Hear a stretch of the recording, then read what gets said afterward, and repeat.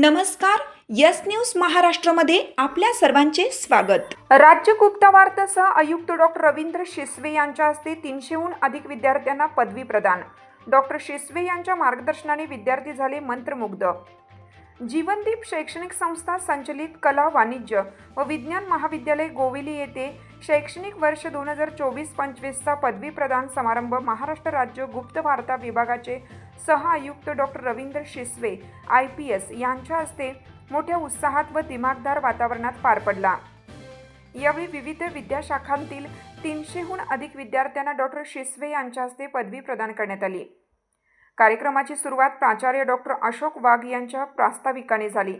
त्यांनी विद्यार्थ्यांच्या यशाचे कौतुक करत त्यांच्या उज्ज्वल भविष्यासाठी शुभेच्छा दिल्या। या सोहळ्याला प्रमुख अतिथी म्हणून राज्य गुप्तचर विभागाचे सह आयुक्त डॉक्टर रवींद्र अनंत शिसवे IPS उपस्थित होते।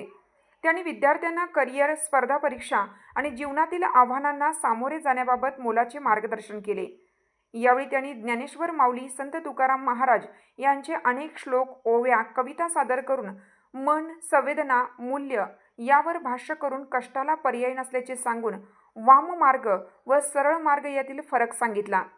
साध्या सोप्या भाषेत, शब्दात, कवितेच्या समर्पक दाखल्यांनी विद्यार्थी मंत्रमुग्ध झाले। तसेच उपस्थित मान्यवर नितीन भास्कर शिंगरे यांनी शिस्त, परिश्रम आणि ध्येयवाद यांचे महत्त्व विद्यार्थ्यांना पटवून दिलं। कार्यक्रमादरम्यान महाविद्यालयातील महाराष्ट्र पोलीस दलात निवड झालेल्या 6 विद्यार्थ्यांचा विशेष सत्कार करण्यात आला। त्यांच्या यशाचा सर्वांनी उत्स्फूर्त टाळ्यांच्या गजरात गौरव केला। समारंभात विद्यार्थ्यांनी मनोगत व्यक्त करत महाविद्यालयातील आठवणींना उजाळा दिला आणि शिक्षक व पालकांप्रती कृतज्ञता व्यक्त केली। हा दिवस आमच्यासाठी अविस्मरणीय आहे असं सांगत विद्यार्थ्यांनी पुढील आयुष्यात महाविद्यालयाचे नाव उज्ज्वल करण्याचा संकल्प व्यक्त केला। कार्यक्रमाच्या अध्यक्षस्थानी संस्थेचे अध्यक्ष रवींद्र गोडविंदे हे होते।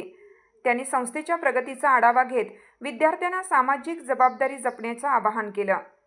या प्रसंगी संचालक शांताराम भोईर, प्रशांत गोडविंदे, नरेश पाटील, उपप्राचार्य हरेंद्र सोष्टे यांच्यासह सर्व शिक्षक व शिक्षकेतर कर्मचारी मोठ्या संख्येने उपस्थित होते।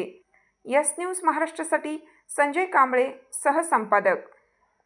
फूल महकते हैं तो फर्क पड़ता है, मौसम बदलता है तो फर्क पड़ता है, चिड़िया चहकती है तो फर्क पड़ता है, फूल महकते हैं तो फर्क पड़ता है, माँ गोद में लेती है तो फर्क पड़ता है, किसी को किसी से प्रेम हो जाए तो फर्क पड़ता है। भूख लगती है, आत्महत्या होती है, आदमी अकेले रहता है तो भी फर्क पड़ता है, फर्क पड़ता है। आसमान में बादल छाते हैं, आप देखती है, कान सुनते हैं, केवल ये कहने से आप में दूसरों में फर्क पड़ता है। ये वाक्य खूब छान है। केवल ये कहने से आप में दूसरों में फर्क पड़ता है कि क्या फर्क पड़ता है। केवल ये कहने से आप में दूसरों में फर्क पड़ता है कि क्या फर्क पड़ता है। फर्क पड़ता है क्योंकि आसमां है, अंधेरा है, रोशनी है, पर्वत है, बादल है, नदियां है, समुद्र है, खेत है, पंछी है, लोग है, आवाज है, नारे है, फर्क पड़ता है। तुमची साथ आमची। यस न्यूज महाराष्ट्र चॅनलला लाईक करा व सबस्क्राइब करायला विसरू नका।